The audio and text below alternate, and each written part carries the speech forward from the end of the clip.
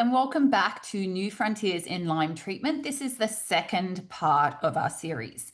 So this is updates on emerging and adjunctive medications. So I'm just going to give my little disclaimer again. This presentation is for informational and educational purposes only and does not constitute medical advice. The content presented is not intended to diagnose, treat, cure, or prevent any disease. Always consult with your qualified healthcare provider before making any changes to your medical care or treatment plan. So that being said, in the first part, we talked about some antibiotics that are relevant, some new antibiotics that may be emerging onto the Lyme treatment scene.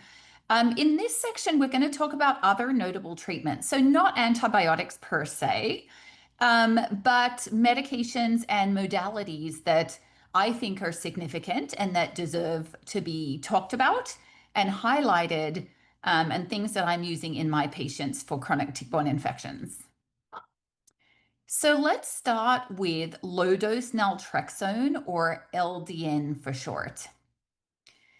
So low-dose naltrexone has been used for several years in this space.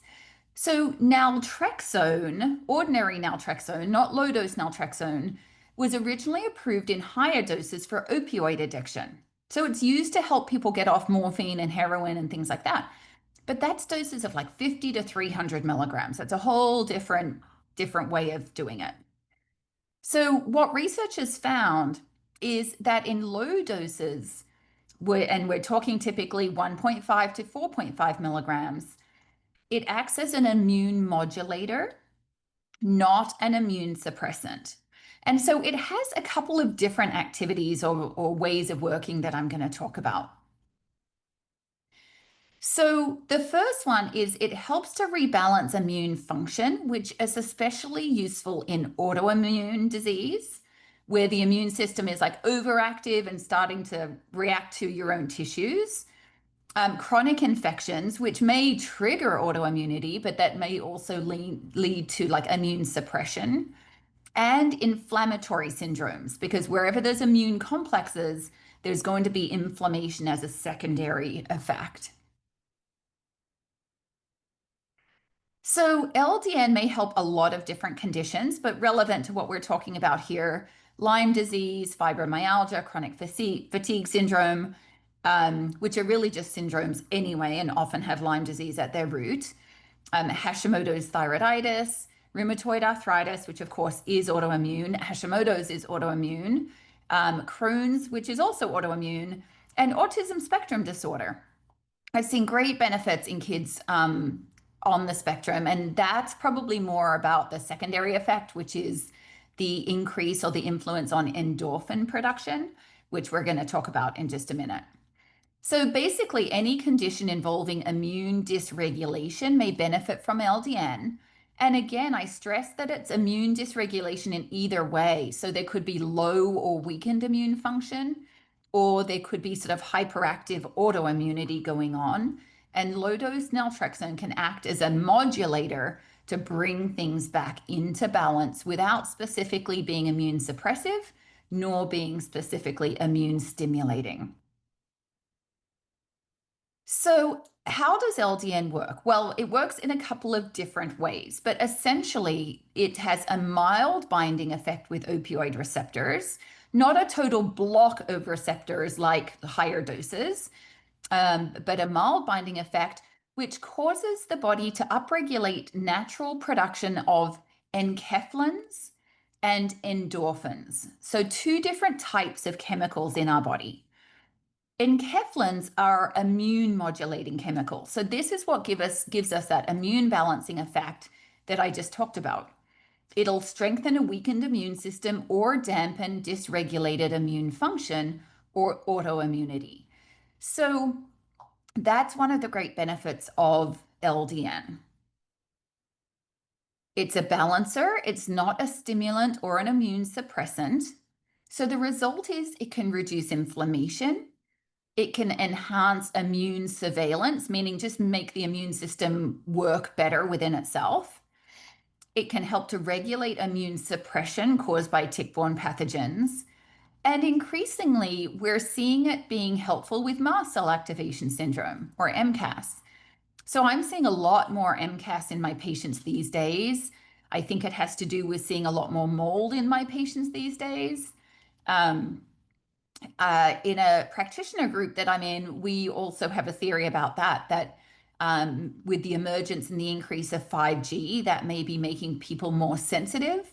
And so, it's sort of this like tumbleweed effect of Lyme, mold, and MCAS that's affecting a lot of people. So if LDN can help with immune modulation and symptom relief, which we'll talk about in a second, and MCAS, then great. Then it's providing an extra benefit.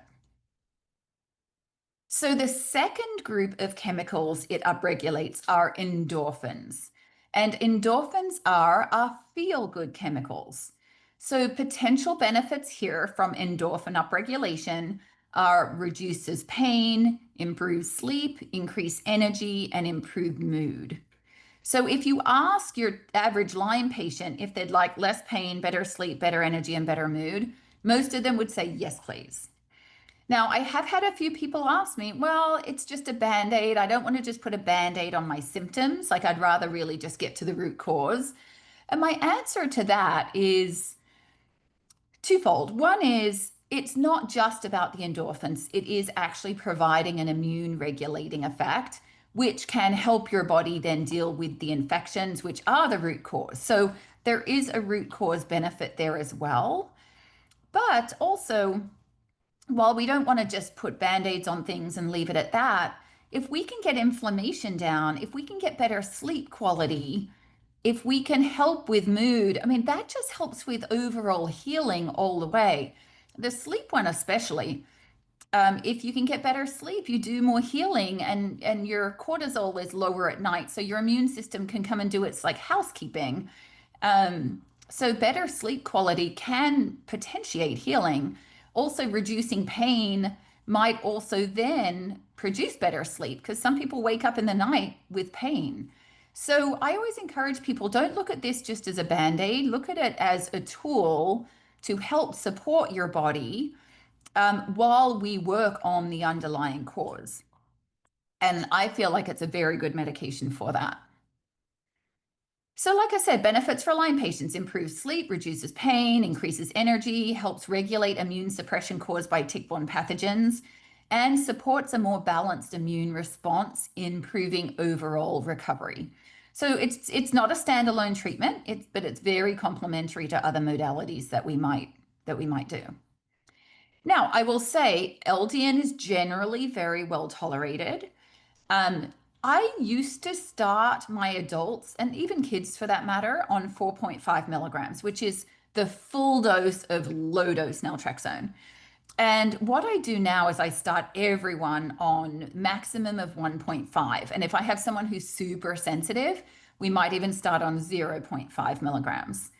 But the average bear will start on 1.5, do that for 4 or 5 nights, then go up to 3 milligrams or 2 capsules taken together, do that for a few more nights, then move up to 4.5 milligrams. And the nice thing about that is it's pretty much done away with that possible side effect of temporary sleep disturbance. I was seeing that in probably 10 to 20% of my patients when I was starting them on 4.5 milligrams. So I really don't see that anymore. Um, and I don't tend to see a lot of major side effects. Now, there's always going to be the person that's like, oh my gosh, LDN was horrible for me. It made me feel terrible. I have heard those stories. I had somebody who got a lot of dizziness from it. So I'm not saying that it can't cause other side effects, but I am saying it's extremely rare for that to happen. I think if anything more, it's just, it doesn't work for everybody. And we'll talk about that.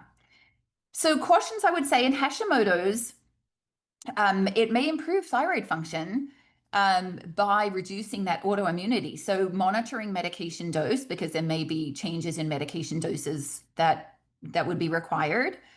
Avoiding patients using narcotic pain meds, because obviously those receptors are being blocked by those narcotic pain meds, and avoid in transplant recipients. So the bottom line is this though, not everyone responds equally. So some people love it and have dramatic improvement. Others may not really see any benefit at all and will discontinue. So I typically say, let's give it 30 days. I will make sure they're not doing any other changes in their regimen during that time so that we don't have anything to get confused about. And then we see. So 30 to 60-day trial, it's about $50 a month. Now, in the beginning, because we're prescribing a higher number of capsules at a lower dose, the first month's going to be more expensive. But once we get the dose locked in and can prescribe that dose in a single capsule, then it's pretty reasonably priced. The other note I wanted to make about ramping up on the dose is some people just have better effect at a lower dose. Some people do great at 3 mg and then go up to 4.5 and don't feel as good. So then we go back to 3, and that's perfectly okay. The beauty of compounding pharmacies, we can get whatever dose we ask for. So in my view, LDN is very much worth a 1 to 2 month trial. It's more about the timing of when you're going to, bring it in. Because like I said, we really want about a month where nothing else is changing in someone's protocol so that we can add this layer and then assess, did it help? Did it not? Any problems with it? So sometimes I will introduce it early on. Like if someone has a lot of pain and we're getting labs ordered and that's going to be a month anyway, and we really want to try it and see if they can get some relief, then maybe I'll do that, right out the gate while we're waiting on lab results. More frequently, I get them going on a protocol, whether it be a Lyme protocol or a mold protocol. And, once they're stable on that, then we layer in the LDN. But there's no hard and fast rule on that or when to do it. So, the bottom line is it doesn't work for everybody, but the people it works for love it. And it can be an absolute game changer. And for, pretty safe medication with minimal side effect profile, I think it's worth a try. So where to get LDN? It's prescription only from a compounding pharmacy. Just some tips here: avoid sustained release formulations and avoid calcium carbonate as a filler, because both things can reduce the efficacy of the LDN. So dosing strategy: start low and go slow to minimize side effects. Like I said, the most common side effect is a sleep disturbance, which is typically temporary. So I would go 1.5 milligrams nightly for 3 to 4 nights, then increase to 3 mg for 3 to 4 nights, then increase to 4.5 milligrams ongoing, unless somebody bumps up to 4.5 and loses some of the benefit and doesn't feel as good. Then we go back to 3. I have some patients who are just staying at 1.5 and just taking it very slowly, and we may be adding on, a 0.5. So their incremental increase is going from 1.5 to 2. And then from 2 to 2.5. So there's any which way to do it, but I would say in the average patient that I'm working with, I do the 1.5, the 3, and then the 4.5. So like I said, some people feel best at lower doses, so that's fine. More is not always better. Just stick with the dose that gives the best results. So my summary here is that LDN offers a safe, affordable, and low-risk treatment option. It modulates immune function without overstimulating or suppressing, I should say. And it may relieve fatigue, pain, inflammation, and poor immune regulation and responses. It's particularly useful in chronic complex conditions like Lyme, mold toxicity, and mast cell activation syndrome. And in my view, very much worth exploring as part of a comprehensive treatment plan. All right, so let's talk now about GLP-1 agonists, semaglutide and tirzepatide. So these medications have been made very, very popular and very well known by brands like Ozempic, Wegovy, those kinds of things. But I have used them in a compounded form, sometimes in much, much lower doses, to help my chronic illness patients. And I think there's a definite role for them here. So, just to lay a little bit of a foundation, GLP-1 agonists are peptides that mimic glucagon like peptide 1, which is a naturally occurring hormone in our body. they increase insulin secretion in response to elevated glucose. They slow gastric emptying, promote satiety, and reduce appetite. And they work via receptors throughout the body and the brain. So they were initially just used for diabetes and weight loss, but now increasingly recognized for broader systemic benefits. And I've definitely seen that as well. So semaglutide is a GLP-1 agonist. Tirzepatide has dual action on GIP and GLP-1 receptors. So people often ask me why semaglutide over tirzepatide? How would you choose one or the other? The tirzepatide, to be honest, may have slightly superior effects for weight loss and glycemic control, but the challenge has always been availability in the compounded form. So there was a good amount of time there where we could get compounded semaglutide, but the tirzepatide was always a little bit dodgy in terms of whether the compounding pharmacies could offer it. And that all had to do with the shortage of the brand names. If there was a shortage of the brand of the medication, the commercial brand, then compounding pharmacies were given the green light to compound it, to provide it. But if a medication came off the shortage list, then compounding pharmacies were not as able. So at the time of recording this, because things change all the time, at the time of recording, we do still have access to compounded semaglutide through one of our compounding pharmacies, and tirzepatide, but then it depends on what state you're in. Tirzepatide can't be shipped into California, which is where I am, but semaglutide can. So overall, with my patients, I have opted for semaglutide because it seems to work well, and it also seems to be like more reliably available. So then why are these GLP-1 agonists helpful in chronic illness? Aren't they just for weight loss? Well, they do address metabolic dysfunction caused by chronic infections and toxic exposures. I've had patients with terrible blood sugar regulation issues, weight gain despite, doing all the right things and eating the cleanest diet possible, and just total inability to lose weight whatsoever. And, that's not their fault. They're doing the right things, and maybe with chronic illness, they can't be as active and working out as much as they would like to or they used to. But that's just the way it is, right? But there is a metabolic kind of issue that goes on that I've seen in a lot of my patients, where a lot of people gain weight and can't seem to budge that weight no matter what they do. So this is excellent for that. However, I will say that I have used GLP-1 agonists in patients that don't want to lose weight, and we just keep it low dose, really. And we'll talk about the dosing. The dosing starts pretty micro anyway, and you do the lowest dose for 4 weeks and then incrementally increase the dose every 4 weeks. So it's typically not till the second or third dosing tier that people start to really see weight loss. They may see changes in cravings and all of that earlier, but in terms of actual weight loss, it takes a bit. So I've had quite a lot of patients where we've just kept them at low dose. They're getting benefit. They're not necessarily losing weight. Would I do it in someone who's really underweight and we have to be careful about that? No, probably not. But I do have patients that say, look, if it's 5 pounds, that's fine. I can afford to lose 5 pounds.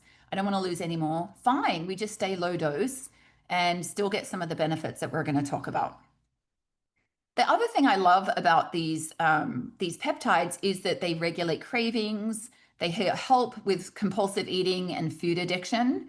I love the expression they help to quieten the food noise, right? And for anyone who experiences that, you'll know exactly what I'm talking about. It's just the little voice in your head that's constantly perseverating about what you're going to eat when, or whether you should go have that cookie, or, what you're going to cook tomorrow. And it's just, or the body image stuff where it's constant sort of feeling frustrated and worried about how you look and your weight gain and all of that. It just helps to calm all of that down. And those effects I have found happen pretty quickly. I had a friend who started taking semaglutide, and she came to me later in the week, the first week she'd started it. And she said, oh my gosh, is this how healthy people are around food? Like, is this how normal people are around food? And I sort of laughed and we talked it through. And she's like, I'm just not obsessing about the cookie. I'm not obsessing about having to, eat all my dinner and then go back for seconds.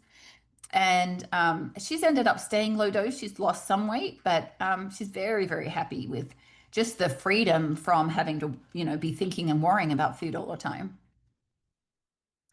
So it does help to quiet the food noise and heal one's relationship with food. I have also heard people say it's helped to heal their relationship with alcohol, that they just don't really feel like alcohol anymore, and that's kind of nice for them. It can help to reduce systemic and neuroinflammation, right? So I've talked to patients who've said the semaglutide or tirzepatide, but like I said, more frequently semaglutide, has really helped to reduce their overall inflammation and their pain. They just feel less inflamed. It can improve mood and brain clarity. I hear this as well. And it can enhance energy and reduce chronic pain. So there's quite a lot of benefits there. It is neuroprotective. And so, yeah, so I hear the things I hear the most are that other than the sort of psycho-emotional elements of the food and the relationship with food, it's more just my brain is clearer, my body feels less inflamed. So, dosing strategy and compounded medication. So, there's a whole tier of dosing strategies. I like the compounded over the brand names for a number of different reasons. Cost is one of them. So, with the semaglutide, typically it's 200 to 400 a month versus $1,000 plus for the brand names. Um, it used to be that the brand names were really hard to get. You had to jump through the hoops. And certainly to get insurance coverage, you have to jump through certain hoops and qualify for that. And that's not necessarily easy. Nowadays, like I could prescribe a patient a brand like a Ozempic, for example, and I wouldn't have to jump through too many hoops, but my patient would have to pay cash for it. And I think with coupons, you can get it for like $500-600 a month. Um, but I haven't seen it any better than that. Of course, in Germany, I'm told it's about $80 a month, but that's a different story. So the compounding also gives us the flexibility. If you consider the commercial medications, they come in pre-filled pens, right? They're dosed pens. And so you don't get to choose a half dose or you don't get to go up in a half increment. It's like very specific dosing. And it does have graduated tiers of dosing, but there's no in between. So, I mean, I've had patients who are so sensitive that we start even at half of the beginning dose. Well, you couldn't do that with the commercial version. So yeah, like I said, cost usually $200 to $400 a month, um, versus 1,000 plus for the brand names.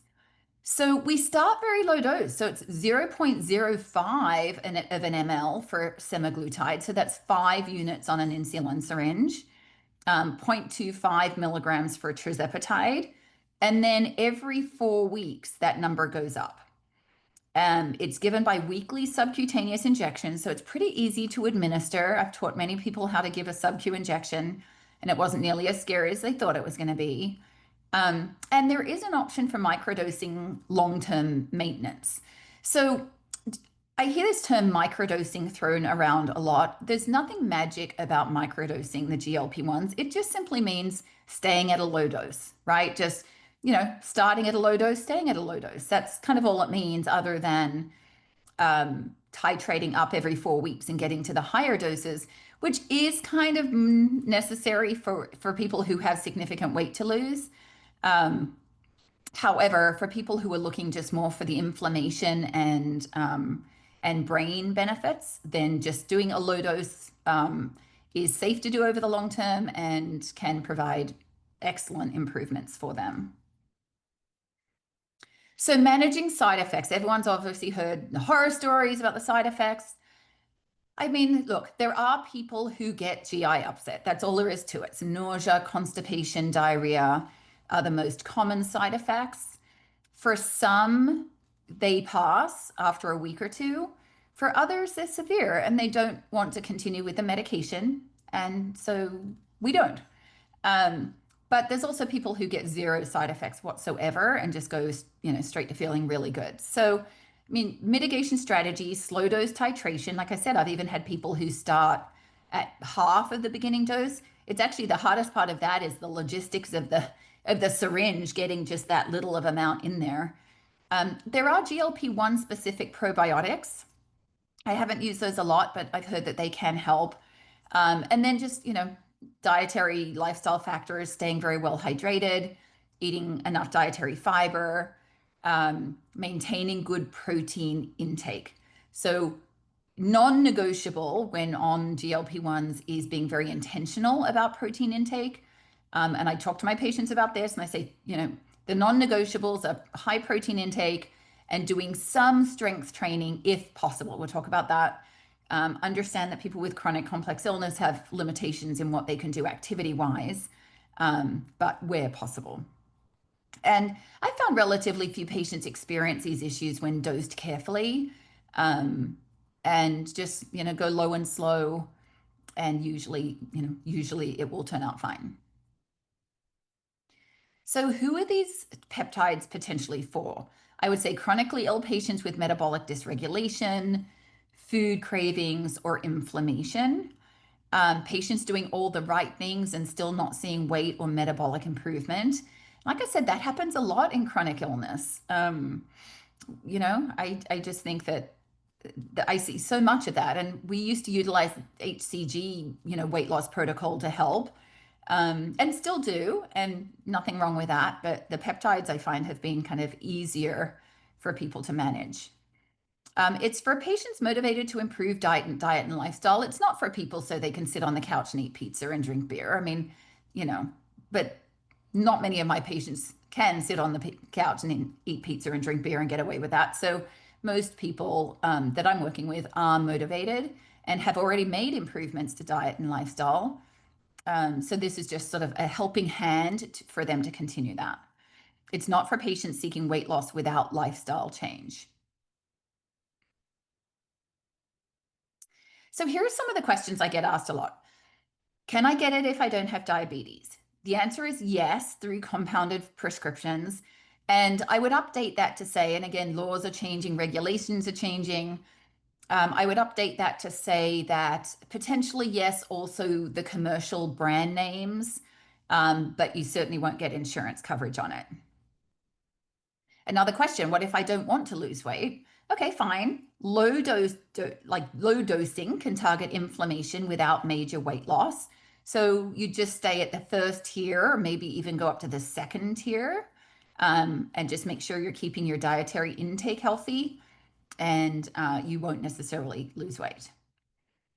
Will I lose muscle? I hear that a lot. Well, potentially if not managed properly. So that's where I think the slow and steady weight loss is definitely better. If you lose weight too quickly, some of it will be muscle. That's going to happen no matter how you do it. It's not unique to the GLP-1s. But this is also where the protein intake is really important. So you want to be feeding that muscle tissue with adequate protein and strength training to the degree possible. So, even if it's just light weights, or some resistance training like Pilates reformer or something like that, some kind of strength training is helpful to maintain that muscle tone. So what is microdosing? Well, microdosing is nothing magic. It's just staying at low doses for non-weight loss benefits. That's all it means. And also I get asked, do I have to take it forever? Absolutely not. And anyone can taper down at any time. I don't have people just stop at cold turkey. I sort of then have them taper down on the dose, kind of like they tapered up at the beginning, or spacing out the injection. So where it's generally once every 7 days, potentially then doing it every 10 days, something like that. That can work as well. So like I said, availability of GLP-1, big pharma's trying to restrict compounding pharmacies from producing GLP-1 agonists for injection. Some of them have circumvented that by adding B12 or glycine to their formula to make it unique, and claiming medical necessity of those extra ingredients to offset side effects. So that's one way they're doing it. Other sources, compounding pharmacies are able to produce sublingual forms. That's brand new. We really don't know how effective that is, but but it's still a viable way of getting the peptides. And then the commercial brands like Wegovy or Ozempic and just doing the cash pay. I've got a couple of patients doing that as well. There are also peptide companies such as Peptide Sciences who make a variety of different peptides, including semaglutide and tirzepatide. They're made in the US. They're approved for research purposes, so they're not prescription. You can just order them off their website. A little bit tricky. They come in a powder form. You do have to reconstitute them, and then you have to, do some mathing to figure out the appropriate dose. But the availability is solid, and I certainly know from my own personal use, because I do semaglutide and love it, that if it ever becomes unavailable through compounding, I will feel quite safe ordering through Peptide Sciences, and we'll continue that way.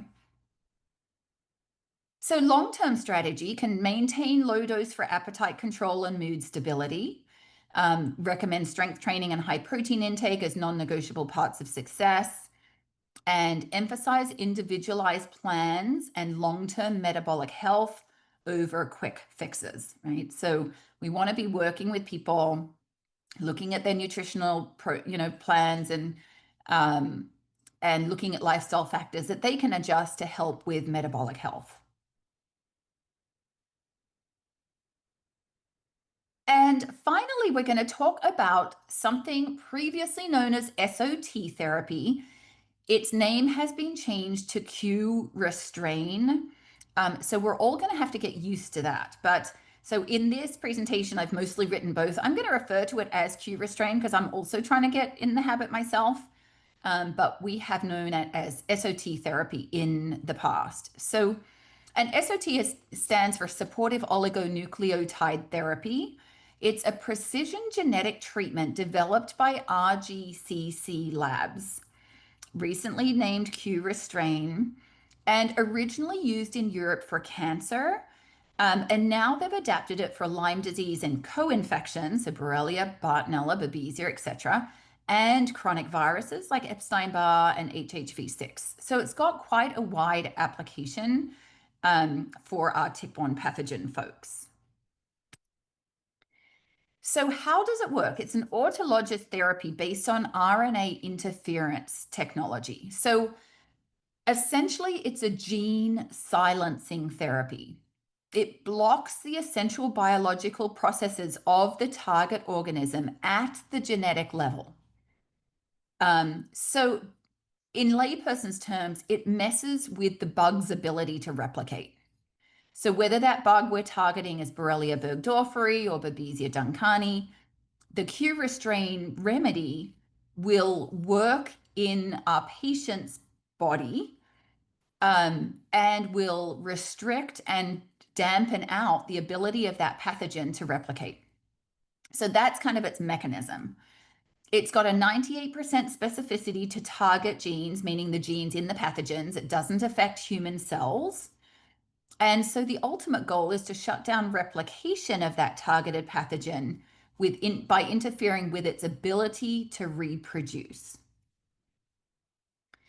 So there's a custom genetic key made from the patient blood matched to the DNA RNA of the specific strain. So what happens, and we'll talk through the process in a minute, but what happens is we draw the patient's blood, send it to Greece, to the lab RGCC in Greece, and they create a remedy specific to the pathogen targeted, specific to that patient's blood.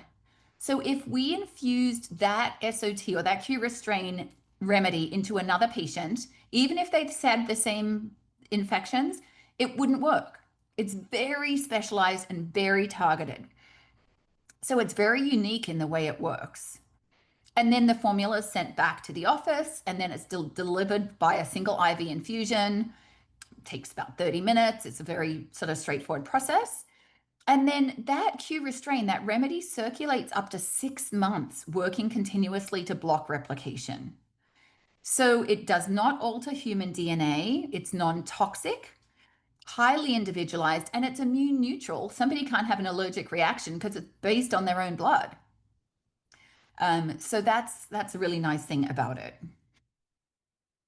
So what can Q-Restrain target? Borrelia, Bartonella, Babesia, Ehrlichia, Anaplasma. And I haven't listed out all the specific strains, but one thing about, and we'll talk about this too, one thing to note is that Q-Restrain is very specific to a strain of a pathogen. So just saying Borrelia isn't enough. We have to specify, is it Borrelia burgdorferi, Borrelia afzeli, is it Bartonella henselae or Bartonella quintana? It needs that specificity. A bunch of viruses, Epstein-Barr, cytomegalovirus, human herpes virus 6, Coxsackie, HHV7, HSV1 and 2, varicella, not available for COVID, unfortunately, but still has a wide range of different viruses. Now, typically, it's considered that if there are tick-borne pathogens, we want to do SOT or Q-Restrain for those first before even considering doing Q-Restrain for viruses. Because then everything will work better. And the other thing is, while one Q-Restrain may be sufficient for, say, a Babesia strain, in Epstein-Barr, we consider that it may need 2 or 3 for the same target. Not necessarily, but there's a possibility of that. Parasites, some limited species available. Nothing for anything like fungal mycotoxins, nothing there yet as possible targets. So we're really looking at it more for tick-borne pathogens and viruses. So Q-Restrain for cancer is a whole separate thing. I don't personally deal with any of that in my patient population, and that's available separately and under different protocols. But if anyone is, treating cancer patients or dealing with oncology issues, it's fascinating and it may be worth looking at. So ideal candidates would be chronic Lyme and co-infections, recurrent or relapsing symptoms despite other therapies. So this may be people who have done all the antibiotics, they've done ozone therapy, they've done all the things, and they're like, ugh, what's a totally different approach that I haven't tried yet? Q-Restrain would be really excellent for that. High pathogen load with identifiable lab markers. Like I said, we need to know our target. So we need to have current positive test results for the pathogen that we're looking to target, and a desire for an individualized low side effect treatment option. So let's talk about picking the target. The Q-Restrain remedies are strain specific. So you can't just order Borrelia. It could be like Borrelia burgdorferi or Borrelia afzeli. Now, I will say this is a sort of caveat, and it gets very confusing, but I think I'm clear on this. If the lab test has not been able to identify the target strain, so for example, IGeneX might list, Babesia species positive, but it couldn't really break it down to whether it was Microti or Duncani. It just says Babesia species. So you can't do a Q-Restrain for Babesia species overall, right? They can't do that. However, if we don't have the specific species, we can still send the blood over to RGCC, and RGCC will use their methodology to identify, the strain within the blood sample, and will create the Q-Restrain for that strain, or what they consider the dominant strain if there are a number of strains. So they will try to get the detail needed. However, I will say there is some risk, because if the lab can't find a viable target, they'll refund 50% on the cost of the SOT. So there's a bit of financial risk in there. So it's worth trying to find the specific species to target, but you can't always do that. And I have a patient that we're doing this right now for Babesia, because she's got rampant Babesia symptoms. We couldn't find it on Vibrant. IGeneX couldn't get the species. And so we're like, okay, we're going to take the chance and send it over and hope that they will. They will also then not tell you what the species was that they targeted. But at that point, it's kind of moot. So that's not so crucial. So symptoms plus labs equals target selection. So say we have labs back and we have a few options, right? The labs are positive for Borrelia burgdorferi, Bartonella henselae, maybe Babesia microtes. So we've got a few different options, and the patient may be looking to do Q-restrains for all of the different, not all of the different species, because that's probably not realistic, but maybe looking at doing 3 or 4 of the top ones. So from a lab standpoint, we look at what species show positive, and we look then at how high were the antibody reactions. So if we have 2 strains of Bartonella, and one comes in at 22.5 and one comes in at 11.2, then we're likely to do the one that created the higher antibody response, because the immune system is having a stronger reaction to that, and it's more likely to be more of a problem. But we also want to look at symptoms. So if we have 3 possible targets, then we also want to talk and look at the patient's symptoms and say, okay, what seems to be the dominant co-infection? What are they struggling with the most? And often patients who've been in treatment for a long time, they know what their Bartonella symptoms are. They know what their Babesia symptoms are. They know what their Lyme symptoms are. And so sometimes people are like, oh, I'm really just feel like I'm dealing with Bartonella the most right now. So we put those things together. As with everything with Lyme, yes, we look at labs, and yes, it's essential to have a positive lab. That's a prerequisite to order a Q-Restrain. However, we also want to look at the patient's symptoms and make sure that correlates and that we're treating the dominant infection first, whether that be Borrelia, Bartonella, Anaplasma, whatever the case may be. So pre-treatment requirements must have a positive lab result for the target pathogen within the past 6 months. That must be provided to RGCC. So acceptable labs would be Vibrant, and I say preferred, and I'll talk about why in a minute. IGeneX, which is still overall my favorite Lyme lab. DNA Connections, Galaxy. I mean, even if you have a LabCorp positive, that would count. It's just so hard to get a LabCorp positive, so we don't really look to do LabCorp, hoping to get that information.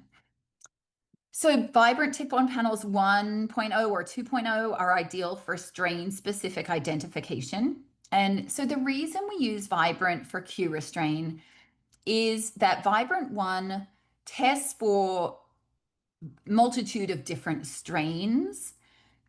So you're likely to get the strain specificity. Vibrant's not going to come back and say, oh, we found Bartonella, but we don't know what strain. It will always report the strain. Also with Vibrant, and I have to be careful how I talk about this because I'm not trying to be like rude, but in my opinion, Vibrant has a pretty low bar for what it considers positive. And what I mean by that is, so Vibrant's criteria is 0 to 10 is kind of mild or negative, like so 0 to 10 meaning the antibody response that they measure. And they do measure IgM and IgG. I just find usually IgG is what shows up. So 0 to 10 is mild, what I would consider negative. 11 to 20, they call it moderate. So I would call it, and sort of in IGeneX language, would be considered indeterminate. And then 20 and above is considered high, which what I would consider like a full positive. But anything over 11 or over 10, like anything that starts in that moderate range, they will then sort of count as a positive result, right? So then it will go on the summary of results as being a positive, and RGCC will accept that as a positive result for the lab's purposes. So when I'm starting to work with somebody and we're really trying to figure out like, is this Lyme or not? Then I'm IGeneX all the way, because I feel like Vibrant can make everybody look positive just because their bar is set low for what they consider positive. So IGeneX to me gives me the most reliable sense of, is this person dealing with Lyme and co-infections? However, the fact that Vibrant is pretty, lenient on its results bodes well for Q-Restrain when we're required to have a positive result to order the remedy. So we do use Vibrant more for Q-Restrain, but I still use IGeneX when I'm really looking at kind of accurate information for diagnostic purposes. And then the patient's blood must have been received at the lab within the last 6 months. So we have to have the current lab testing.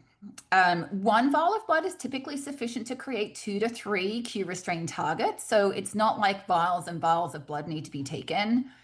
And this is RGCC's guidelines here that I'm quoting. A maximum of 9 Q-Restrains are allowed in a 12-month period. So 9 Q-Restrains, no matter what the target is. And then a maximum of 4 Q-Restrains for the same target are allowed in a 12-month period, spaced at a minimum of 3 months apart. Now, it's very unusual that you do 4 Q-Restrains for the same target. Maybe Epstein-Barr. We've never done that in our clinic.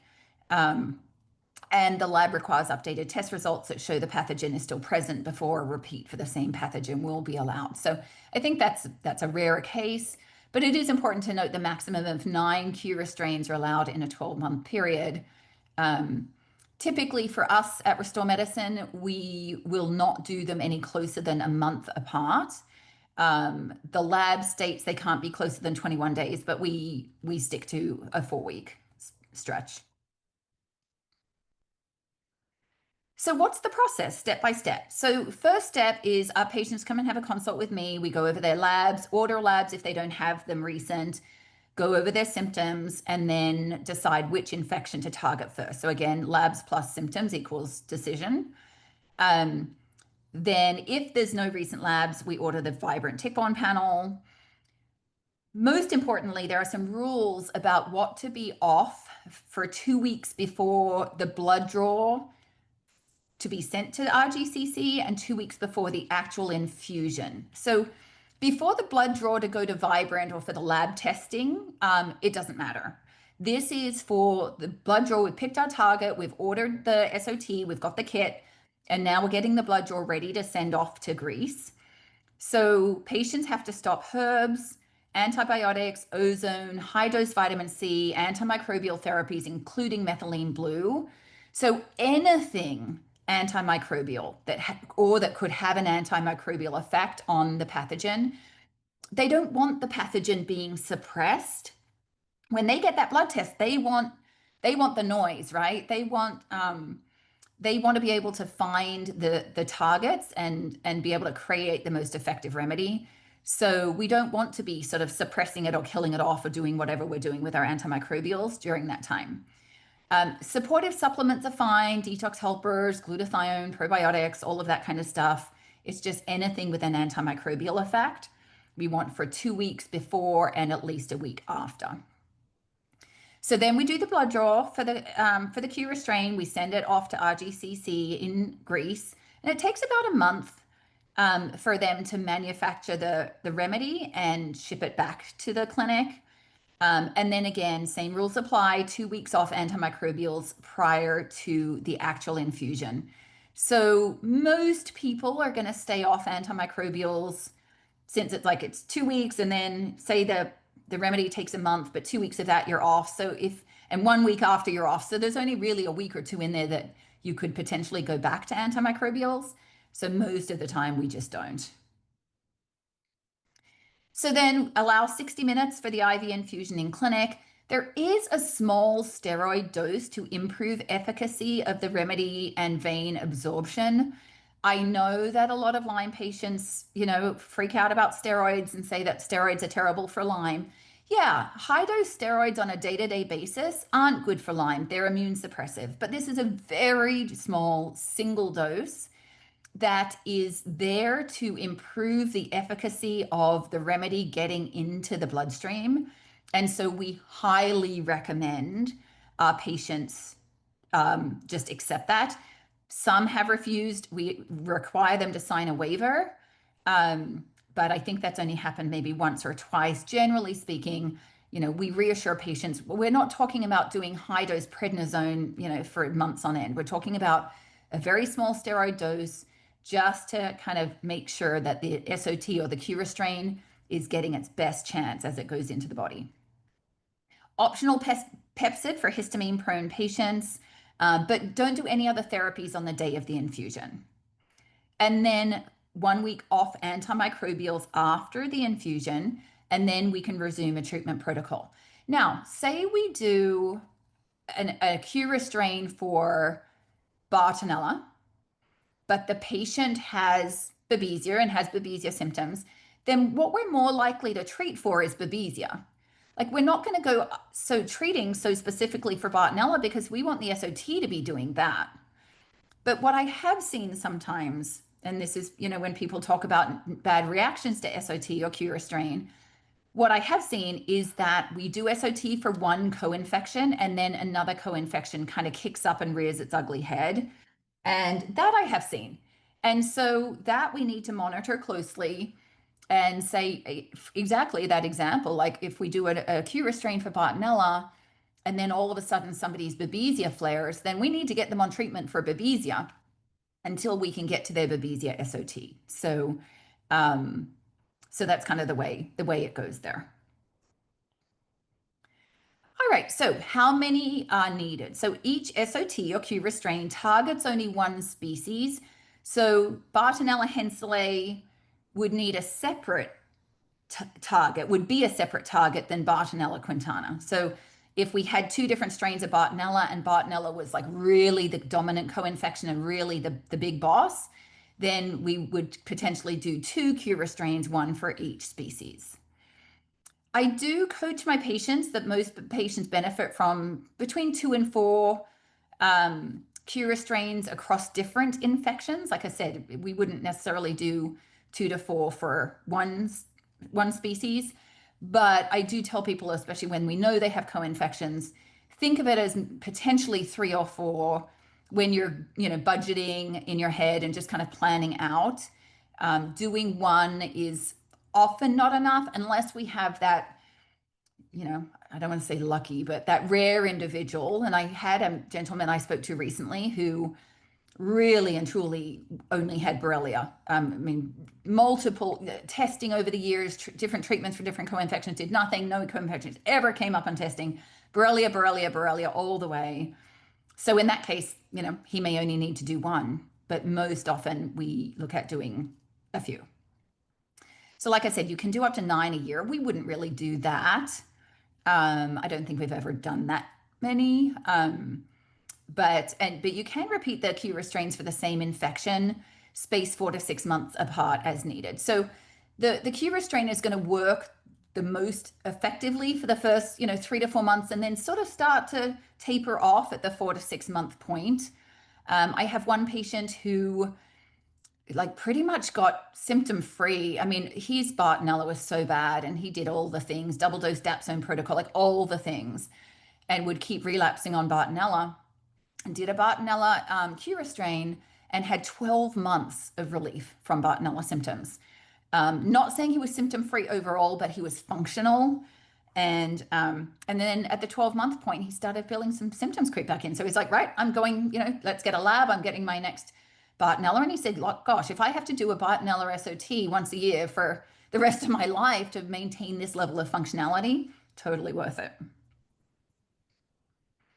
So what to expect after the infusion? So what we warn people about, common responses might be mild headache, fatigue, flu-like symptoms. There can be Herx reactions after Q-Restrain because we're starting to kill off the pathogens. And there can be Herx reactions after anything that goes after the pathogens. So definitely have people prepared with detox helpers, binders, etc. I have not typically found the Herx reactions to be significantly worse or different with Q-Restrain than any other modality. I think when people do feel really rotten the first month or so into a Q-Restrain, it's more often than not because it's kicked up another co-infection or allowed another co-infection to kind of, rise to the surface. And so we want to just identify that and treat that co-infection to kind of get it back under control. So flare-ups of other infections are common once one is suppressed. I see that in other modalities too. That's not unique to Q-Restrain. Some patients notice symptom relief within weeks, others after 2 to 3 months. So it's not the kind of thing that a week later you're looking to feel like, a new person. It does take a little bit of time. It's a progressive process. And then supportive care is essential with detox, binders, glutathione, drainage remedies, castor oil packs, sauna, hydration, like all the things, whatever the detox things are. Um, and in the Lyme Ed curriculum, there is a whole modality on detoxification in Lyme. So if you haven't been in that for some time, I would suggest a review of that module as well. Follow-up testing. So retesting can be done 3 to 6 months after infusion to evaluate antibody or PCR changes. We have seen labs go from positive to negative. We absolutely have. And then RGCC recommends retesting if pursuing additional targets or if the clinical change is unclear, just to try and get more information about kind of what's happened post Q-Restrain. So RGCC data on expected outcomes, virus-infected patients, the positive clinical outcome reached 91%. And in Lyme disease, approximately 95% of cases had a positive clinical outcome. So that's some pretty good numbers there. Because SOT Q-Restrain targets one infection at a time, multiple SOT infusions to address co-infections may be necessary for optimal results. So we've just discussed that already. So in summary, there have been no allergic reactions recorded. So it's a highly safe therapy. It works best when paired with a holistic approach. So the detox is supported, the nervous system support, keeping antimicrobials on, like I said, dealing with other co-infections that may be active at the same time. It's not a silver bullet. There's no one thing, right? I always say in Lyme treatment, there's no one thing that works for everybody, and there's no one thing that's a silver bullet. I wish there was. It would make things a lot easier, but unfortunately not. But I have found now that we've been doing SOT or Q-Restrain in the practice for a good couple of years, it's a powerful tool in a comprehensive chronic illness plan. And I'm starting to think of it in terms of with my mold patients, like, yes, we have to treat mold first, and that sort of delays treating Lyme. But if we're doing, itraconazole, we can't be doing antibiotics because that's too much on the liver and da da da da da. So I'm looking now at Q-Restrain as being a way to manage the tick-borne part while we're working on detoxing the mold part. And I think that might be a really powerful combo. So it's encouraged for uses in case of co-infection overlap, treatment plateaus, or immune fatigue, or like antibiotic resistance. It's a very kind of different way of going about addressing these pathogens. So I think it has great, great promise. So a few final thoughts here as we wrap up. So how do we integrate all of these, new and exciting things into clinical protocols? Well, first of all, we still have to maintain our personalized protocols, right? There's no one size fits all. There's no standard protocol. And so we have to look at what works, for each individual. The timing matters, when to add these to treatment plans. Like, I talked about the timing of LDN. Do we do it right at the beginning while we're waiting on labs, or do we wait till someone's kind of stable on a medication protocol or an antibiotic protocol or an antifungal protocol and then layer it in? So the timing does matter. And also we talked a lot, especially in part one with the antibiotics, of just doing your homework first, making sure G6PD is good, looking at white blood cell counts, screening for anemias before you even get started. Those kinds of things make all the difference. So that can dictate when some of the timing. You layer medications based on tolerance and priorities. So, you wouldn't be like, oh, let's start, LDN and semaglutide and Dapsone next week. Like, that doesn't work, partly because you just don't know what the individual can tolerate, but also then you don't know what's working, and, it's just messy. So we want to just layer one thing at a time. And then my rule of thumb has always been to not start biofilm agents until someone's stable on a medication protocol. So we use biofilm agents in mold treatment as well for like fungal colonies, but certainly in Lyme treatment. But I don't do that as a first line, because when we start killing off pathogens, there can be Herxheimer reactions that come with that. I like to wait until those reactions have stabilized and settled before I start like breaking down the biofilm to potentially expose more bugs that could be killed, and then the Herxheimer reaction starts again. So biofilm comes a little bit later for me. Just looking at the importance of terrain, looking at detox, drainage, supporting pathways. If there is mast cell activation syndrome, that definitely needs support early on in the piece, because otherwise people won't tolerate anything that comes after. And then, of course, the importance of mold toxicity, which I know I have really not talked about in these updates. And that's very specific because these updates are for the Lyme programs. I do have a Mastering Mold Illness course that I have just completed a couple of months ago, which is all about mold toxicity, testing for it, treating for it, how I go about it, etc. So check that one out next. And then always integrate mindset. I've been working with my patients for the last 3 years on mindset, nervous system regulation, and that makes a huge difference. Lifestyle factors and foundational support, sleep, sunshine, water, the basics. So thank you so much for hanging in. I know these have been some long videos here, some long modules, but happy to bring some updates for you and put that together. And I will continue to do update videos as new and novel treatments arise. I'll see you soon.